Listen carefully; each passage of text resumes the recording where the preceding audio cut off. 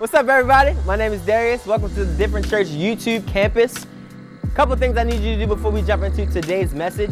Subscribe and hit the notification button so you can stay up to date with all the sermons that we have coming up. A few more things. If you're on social media, Facebook, Instagram, Twitter, Different Church Nashville, hit that follow button, hit that add friend button. Follow us, stay up to date with everything that we got going on. Also, if you are a Different Church member and you call this great church home, hit that generosity tab if you feel so led to give to our church, to give to the vision, to give to what we have going on, and to give to what God put on our hearts for this city of Nashville. And last thing, wherever you're watching from, hope God speaks to you in a mighty way. Here we go.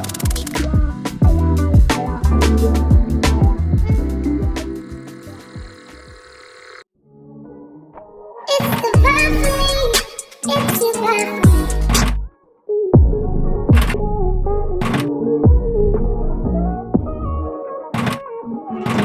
Take a drive on that mighty destined cousin man. Nobody's quite like you. Baby, you got For church, welcome! If you're a part of the 615 campus, is always love. Thank you for serving today. And hey, if you're a part of the YouTube campus, wherever you're watching from, maybe Instagram, TikTok, however you got here, maybe someone sent it to you. My prayer is that, hey, Different Church, our vision's super simple. We want to go somewhere different. We want to do something different, all in hopes that we can reach somebody that doesn't look like me, somebody that didn't vote like me, maybe somebody that, I don't know, doesn't believe in what I believe. That's my hope. And so really, while you're here, maybe you would discover what your different is. Maybe that thing that God called you to do a long time ago that you haven't done. And hey, if you're watching this and maybe you're like waiting because we have given away $1,000 through Cash App, and maybe you're waiting and you're like, I'm gonna go, I'm gonna see if I won. If you here, I hate to break it to you, if you haven't received, maybe next year's your year. We've already given it away, and next year, man, I want to do it even bigger. We did 20 people, $50, man. My heart is never to keep and hoard because at Different,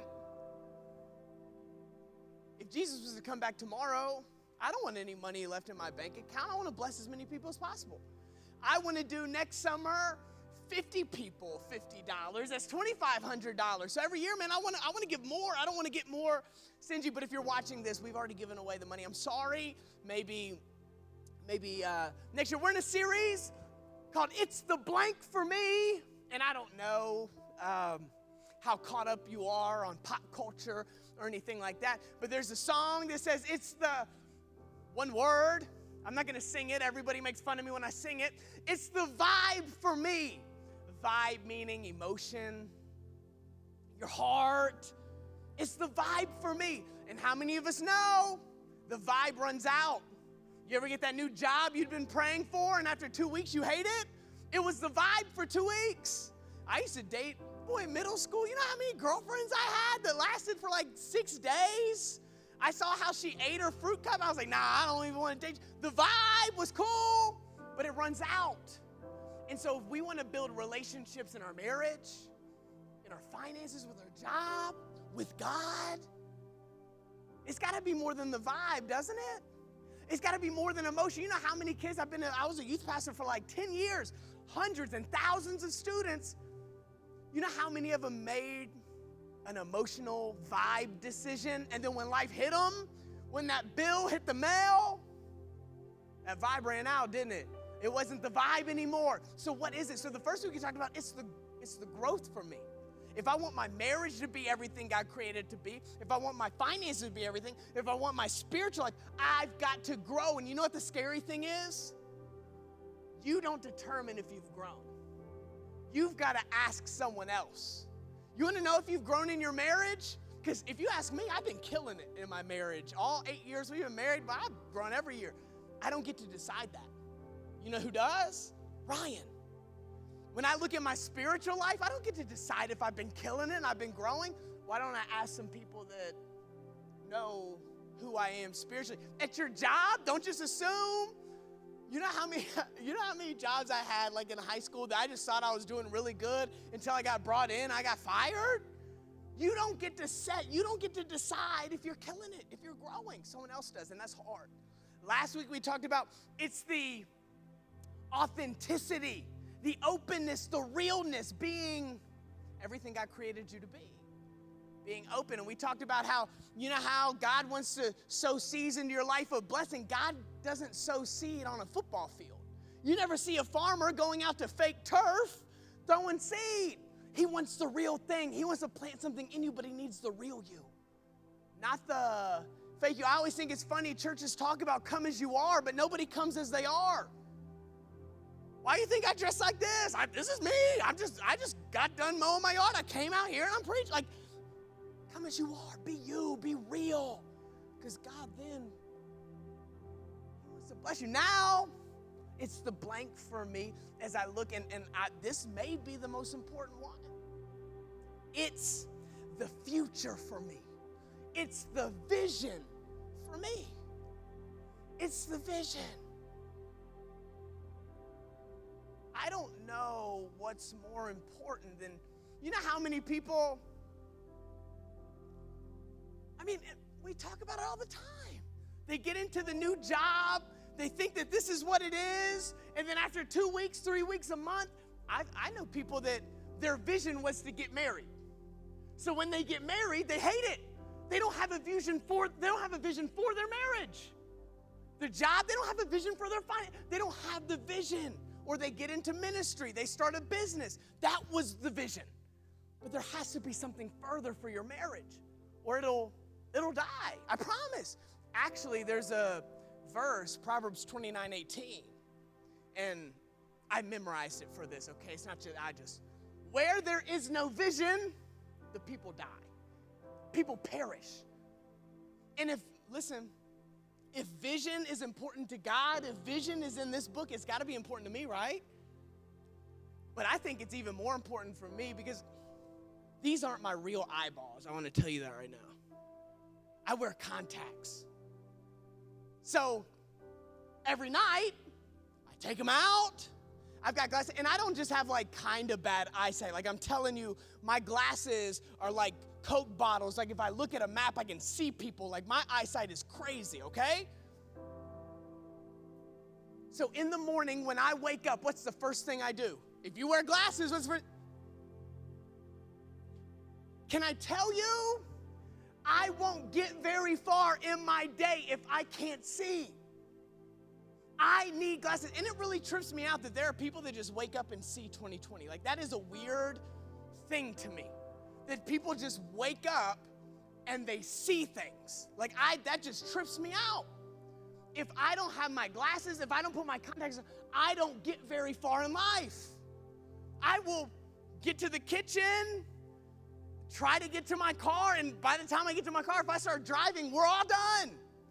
Where there is no vision, in your marriage, at your job, with your kids, you want to start a business in your ministry, you want to be a missionary, whatever God's called you to be, if you can't see what the future looks like, remember, vision is important to God. It's got to be important to me. And take it from somebody who has terrible eyesight. Having vision, if you have 20/20, don't take it for granted now. I'll take your eyes. You can donate those, and I'll give you mine if you want. Don't take it for granted. If you can't see, you're more than just being a wife or a husband or a dad. Like, God's created you for something special, something different. So if you have a Bible, and we're in Habakkuk, okay? And I know you may be thinking, I've never even heard of this book. I don't know. I've got page 758 if you need help. Because I needed help trying to find Habakkuk 2. We're in Habakkuk chapter 2. And the cool thing about Habakkuk, and this is just Tyler giving you some context, Habakkuk is a minor prophet, okay? There are major prophets and there are minor prophets. I'm Habakkuk. Let me tell you why. Habakkuk, his whole book, this book, 3 chapters, you know what he does the whole time? questions God. That's all he does. Listen to this. This is chapter 1. We're not here. Let me just read this to you. Tell me if this sounds like me. Habakkuk's complaint. How long, O Lord, must I call for help? But you don't listen. You hear that sass in Habakkuk's voice to God? You don't listen to me. Violence is everywhere. But you don't come to save nobody. Listen, what? This is a prophet. And let's keep going. Must I forever see these evil deeds?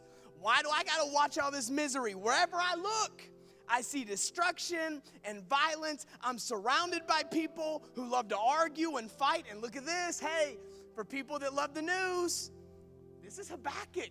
This isn't Tyler.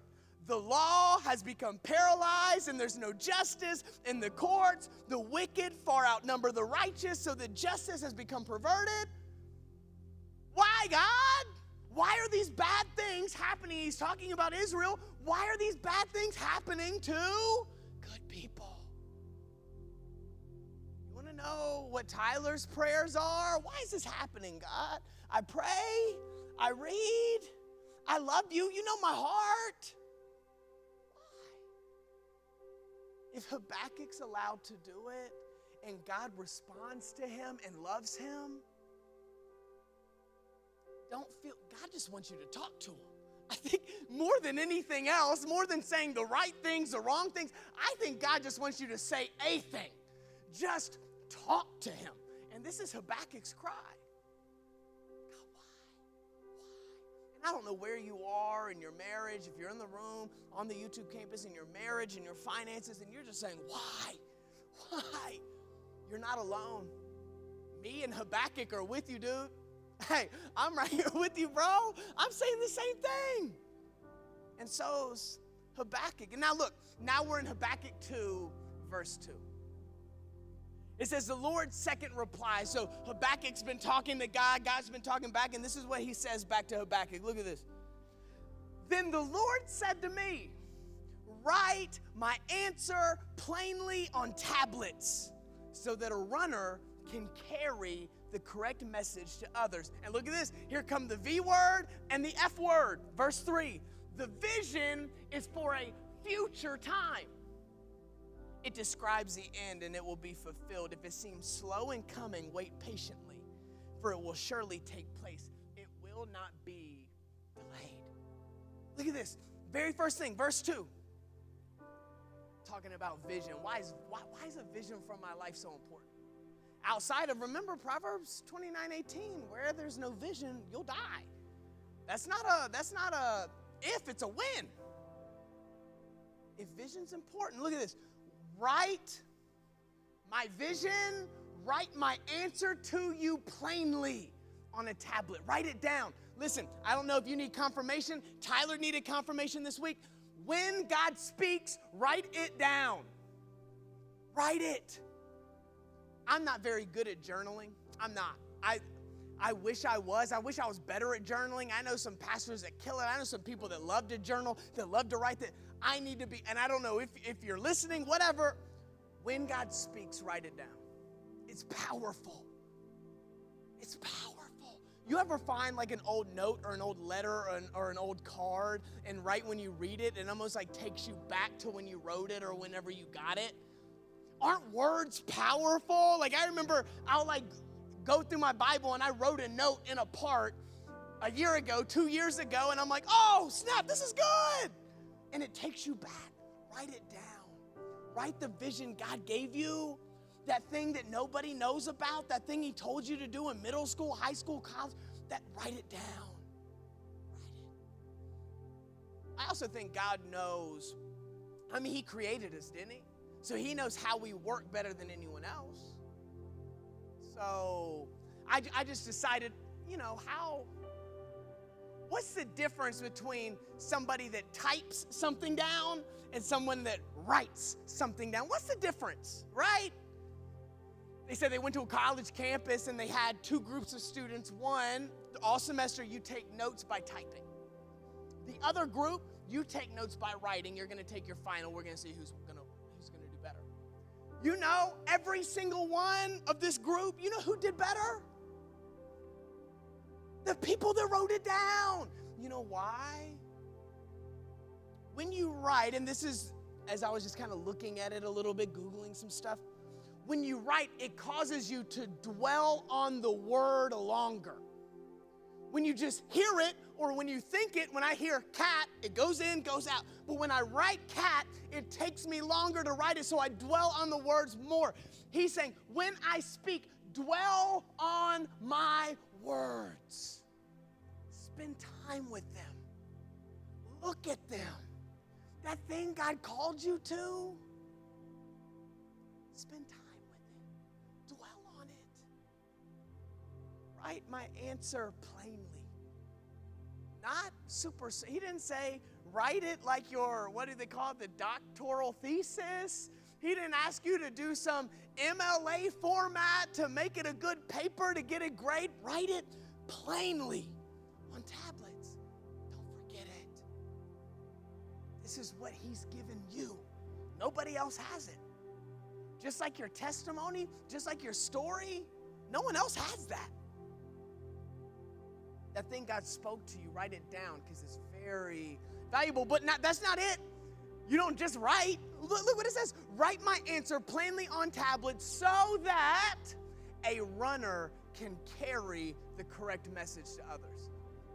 Your vision for your life, for your marriage, for your job, for your ministry, for whatever God's called you to, it cannot stay a secret. It has to leave with you. Take it with you wherever you go. You know why? So you don't settle for less. You know how many people have come to me, Pastor Tyler, man, I want to be in ministry. I want to do this. I'm going to do this. I'm going to do this. You know how many people have told me that? Honestly, I couldn't tell you how many. You know how many people actually did it? I couldn't tell you one. You want to know why? They got a vision. They had it. They come to me, Pastor Tyler, man, I'm ready. I'm stepping out into a new season with my wife, with my husband. I'm ready to step into ministry. I'm ready to be a missionary. I'm ready to travel. I'm ready to do all this, preach the gospel. And then they walked out the door and they left the vision in the door. You know, I don't know if young girls do this anymore. Like late 90s, early 2000s, young girls would like write down what they wanted their husbands to be like traits, boom, boom, boom, boom, boom. They would write these things down. And I remember as a youth pastor, I would get these. They like girls would come up to me, Pastor Tyler, this is what it da da da.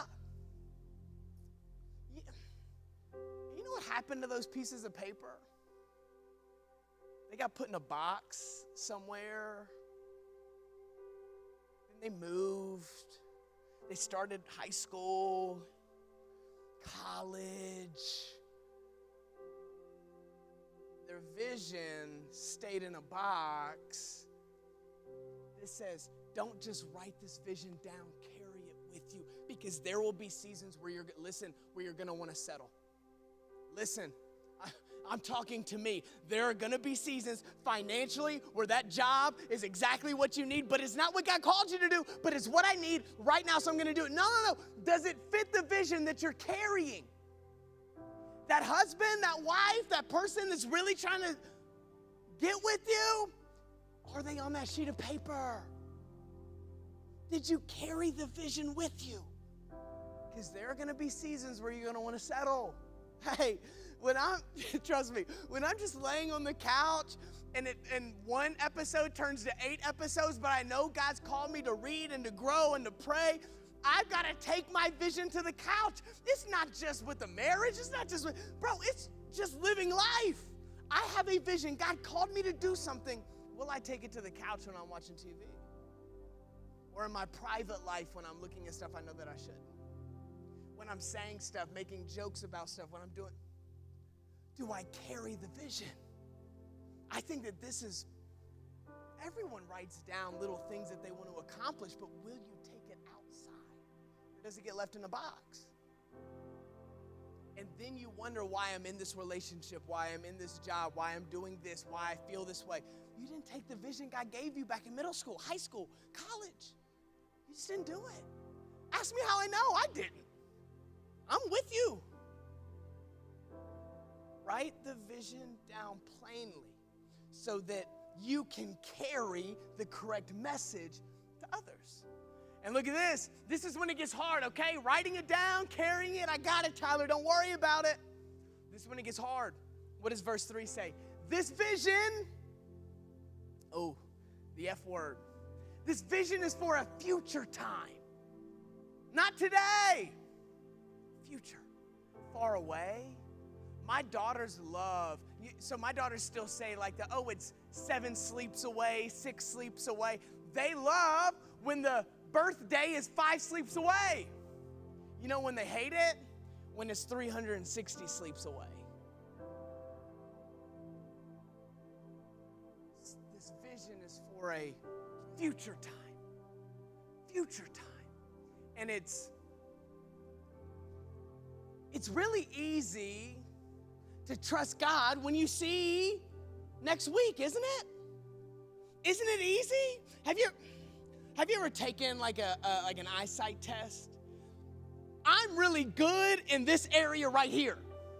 But then whenever I get to this area, I start to squint a little bit more. And then whenever I get down here and he starts asking me, my vision gets smaller and smaller and I can't see and I can't see and I can't see. What happens when what God has called you to, what happens when that is down here and you can't see it clearly? Will you still trust him? Will you still trust the vision he gave for your marriage, he gave for your finances, he gave for your ministry? Will you still trust him even when you're squinting and you're saying, God, I don't know. I can't see it. This line is a lot. God, I wish you just wrote everything like this. I wish my future was these 2 letters right here. Don't you? I wish, man, because I know some people that just seem like they just got it like that, don't they? Some people just like, man, they just woke up, take beautiful Instagram pics. Their kids are always smiling. Their kids don't never yell. They're nothing. They always go on cruises. Like, man, they just got it. Yeah, they must have one of these right here. Me? I kind of hang out over here. I think God really kind of wrote mine down at the very bottom. And it's hard to see. I think that's just for me to lean in. God, I can't see. Let me get closer. God, I can't see. Let me get closer. God, I can't see. And as you get closer and closer and closer, begin to see what God's vision for your life is. And maybe you can't see what this says. Well, I mean, he tells you what to do. That's the beauty of the Bible, and that's what I try to tell people. The Bible isn't just full of a bunch of stories. This thing really gives you, well, look what he says. This vision that God gave you is for a future time. Look what he says, man. God, it describes the end, and look what it says. And it will be fulfilled. That's a promise right there. That vision you don't see, that promise that you know you're called for something more and you just don't feel it. And it will be fulfilled. That's not Tyler's words. I didn't come up with that. That's right here. Page 758, Habakkuk 2, verse 3, page 758, and it will be fulfilled. But Tyler, how can I trust somebody I can't see when I can hardly trust people that I can't see? Me, you, Habakkuk, we're in the same boat. We're talking about, I'm talking about the same thing with you. But God doesn't break promises. God's not like a man that he should lie.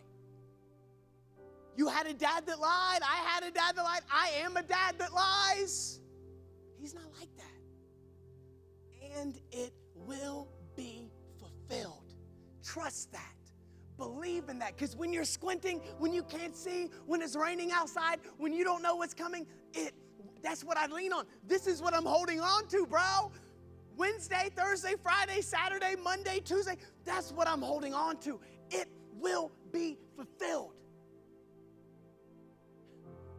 Easier said than done, right? Because what's the next line? And I hate the next line. If I'm going to be honest, there are some words in the Bible, there are some phrases in the Bible that I don't like. And it will be fulfilled. If it seems, listen, listen, if it seems slow coming, 2 words. Wait patiently. Wait patiently. There are 3 actions in this whole thing. There are 3 things that I do as a human when God gives me something. I write it down, I take it with me, and I wait patiently. I write it down, I take it with me, and I wait patiently. I write it down, I take it with me, and I wait patiently. So that's what I'm going to ask you, whether you're in the room, you're online, I don't know. How patient are you? For real. Because did you know being smart isn't one of the fruits of the Spirit? Did you know being a good preacher isn't one of the fruits of the Spirit? Did you know being good looking? Did you know having a lot of followers? Did you know all that isn't even having a big church? That's not a fruit of the Spirit. You know what it is? Patience. Patience. How patient are you? For real. I like to think that I'm kind of patient for certain things. My wife, me on the other hand, I'm perfectly patient all the time. You know, before I got into ministry and even before I was saved, I waited tables. You know what they make you do before you wait tables? What do you have to do if you've ever waited tables before? What do you have to do? They give you something and they say, memorize this. What is it? The menu. You've got to know what you're about to do. In your waiting, what do you have to do? You have to learn the menu. You know, back in the day, this was a while ago, you probably don't know this. There used to not be iPhones. I don't have mine on me. There used to not be iPhones. I used to have like a slide, like a chocolate. I had a chocolate at one point. I had a sidekick at one point. I had all these different things, man. A flip thing with the keyboard. I had all that. Nokia Cricket phone. I pulled the thing out. Okay.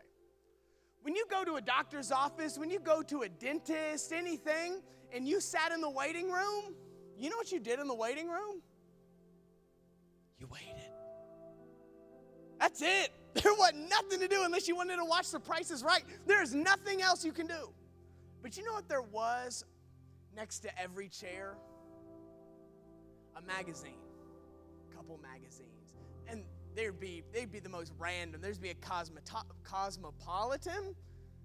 There'd be like an outdoors magazine. There'd be an ESPN golf magazine. I've never even golfed a day in my life. I'm 12. But you know what you do when you're waiting? You pick that magazine up and you just start reading. Why? I'm waiting. I've got nothing better to do besides read this material that I've got. What if in your waiting, right now, you're waiting for your marriage to begin to thrive. You're waiting for the ministry to start. You're ready for the business to take off. You're ready for your finance. What if in your waiting,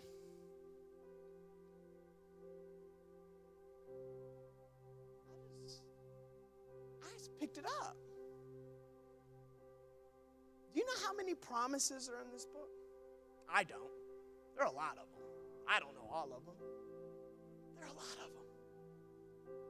What if in the waiting room right now, you just kind of sat down, didn't try to get a second job, didn't try to DM nobody, didn't try to start nothing, didn't try to launch anything. I wonder what God's got for me in here. And you began to memorize. You began to read. You began to seek. You began to get close. When was the last time, and this isn't me putting you on blast, listen, I'm not putting you on blast. When was the last time in your waiting you picked up something and just said, God, what do you have for me? What do you have for me?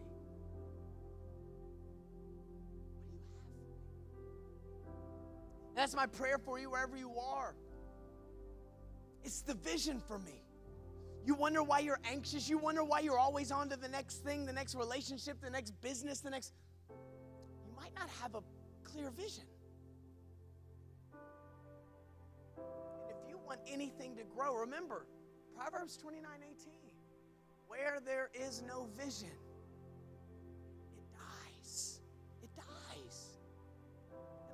want, man, I love my wife too much for our relationship to die.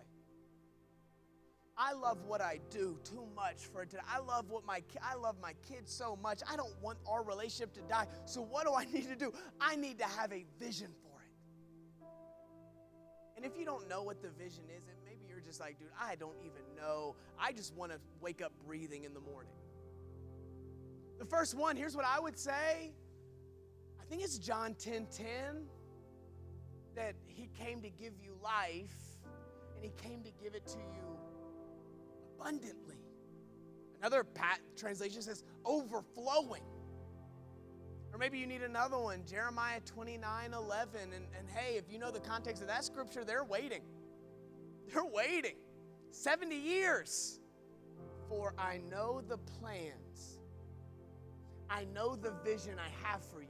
Whoever you are, in the room, online, I know the vision. They're not to harm you. They're not to hurt you. But to give you two things. Hope and what? We've been talking about it. Future. A vision. So that's my prayer wherever you are. You're in the waiting room and you're just like, dude, Tyler, I'm tapping my foot. There's nothing on the TV. I don't have my phone and I'm miserable. Just pick it up. There's a lot more to this than you think. It amazes me every time I read it. God, we love you.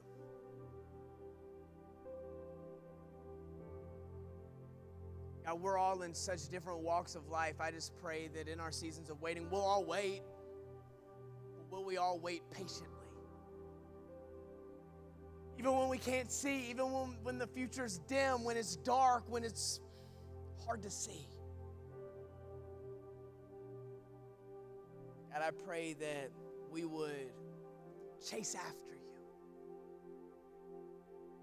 Begin to meditate on your word. Like you say in Psalms, meditate on your word. Write it in our hearts. Get a vision for our future. Get a vision for our marriage, for our finances, for our ministry, for what God's called us to do as a mom or a dad. A vision. So that we're not just jumping from thing to thing to thing to thing, but that we would be planted knowing that you've called us to be here for this reason. So God, we love you. Thank you for giving us a hope and a future, for giving us a life and giving it to us abundantly. And God, I pray that I don't just waste that. I don't want to waste it. But I want to be everything you created me to be. God, I love you. We love you. We thank you. It's in your name we pray. And everybody said, amen. Hey, what's up? My name's Tyler, and you are a part of our Different Church YouTube campus. And I just want to say thank you. I'm the pastor here. And here's a few things that you can do to stay a part. 1, subscribe and hit the notification bell. Be alerted anytime something drops or releases. We want you to be a part. We want you to be encouraged and inspired and figure out what your different is. But maybe you want to tell your auntie, your uncle, your cousin, whoever. Maybe you want to send that. Just share it. Because what I've learned in ministry, people will open a link to a church long before they ever open the door to a church. And maybe you're on Instagram or Facebook or Twitter. Follow us. Different Church Nashville. Be a part. See what we're doing every single day. And maybe, last but not least, you're an OG. You're a real one. You really want to get plugged in. All you got to do is go to different.church. That's DFRNT.church to find out more about us, the church, how to give, how to be a part, all of that. But I love you, and I will see you next video.